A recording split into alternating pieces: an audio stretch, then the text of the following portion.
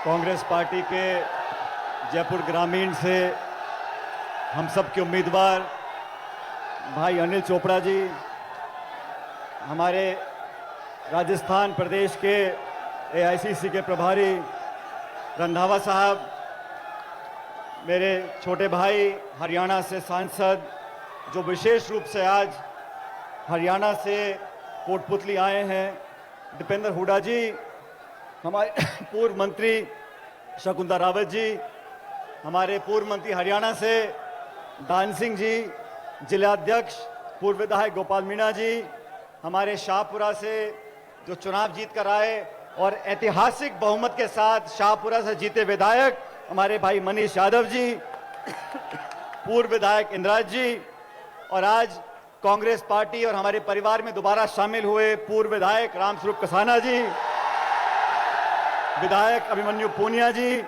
सुरेश मोदी जी, सम्मानीय विद्याधर जी, हमारे उम्मीदवार रहे अभिषेक चौधरी जी, मोहन डागर साहब, इमरान जी, महिपाल यादव जी, उर्मिला योगी जी, रामनिवास यादव साहब, प्रकाश सैनी जी, शंकर सैनी जी, विनोद जाखड़ जी, एनएसयूआई के अध्यक्ष, रघुवीर यादव जी, सेवा दल के।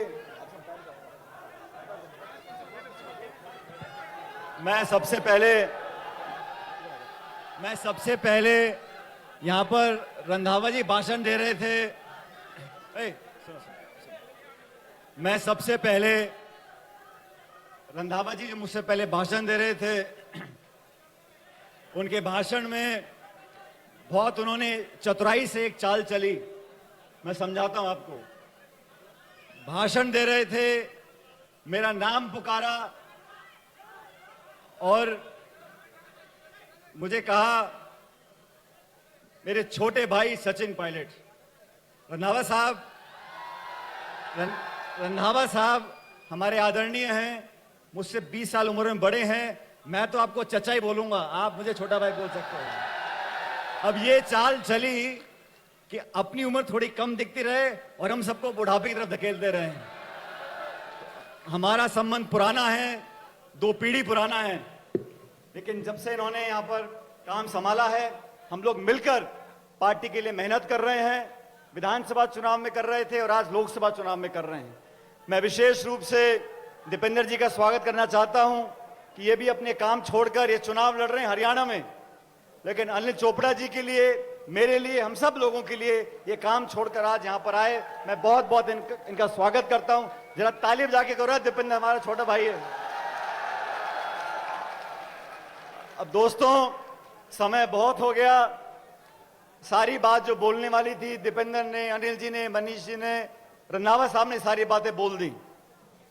और ये कोटपुतली है,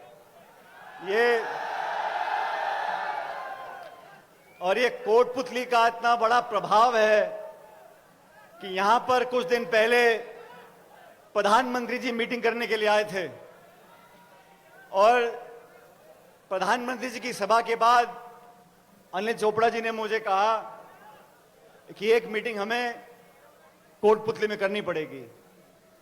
मैंने कहा मीटिंग तो हम कर देंगे, लेकिन मीटिंग जो हमारी हो वो उस मीटिंग से 21 होनी चाहिए। और मैं आपको धन्यवाद देना चाहता हूं।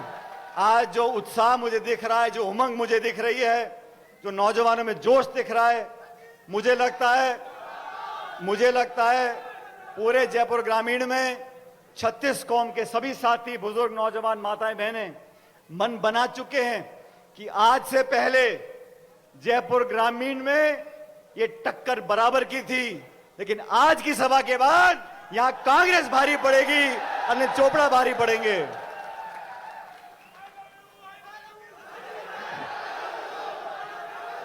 मुद्दे की बात यह है, ये देश के चुनाव हैं।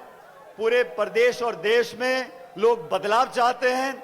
10 साल से जिस सरकार ने दिल्ली में बैठ के किसानों के साथ नाइंसाफी करी, नौजवानों को धोखा दिया, काला धन, रोजगार, महिला, हर जगह इन्होंने भाषण कुछ दिए, काम कुछ किया।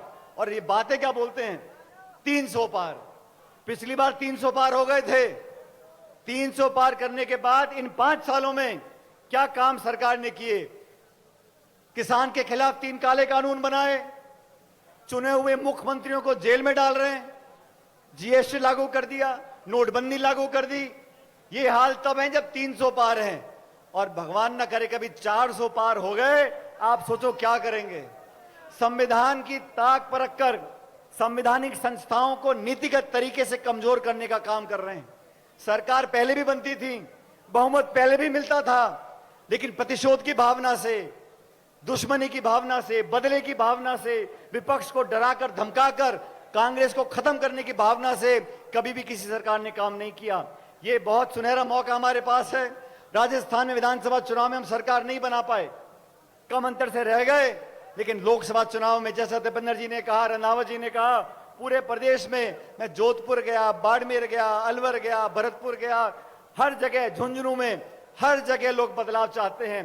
कांग्रेस के उम्मीदवार, कांग्रेस का प्रचार और आप लोगों का समर्थन इस बात को सुनिश्चित करेगा कि बीजेपी से बहुत ज्यादा सीटें लेकर कांग्रेस पर राजस्थान में लेकर आएंगे। 19 तारीख को चुनाव है। मेरा आप सबसे आग्रह है, ये जोश उत्साह बना रहे। ये नौजवान अकेला चुनाव लड़ रहा है।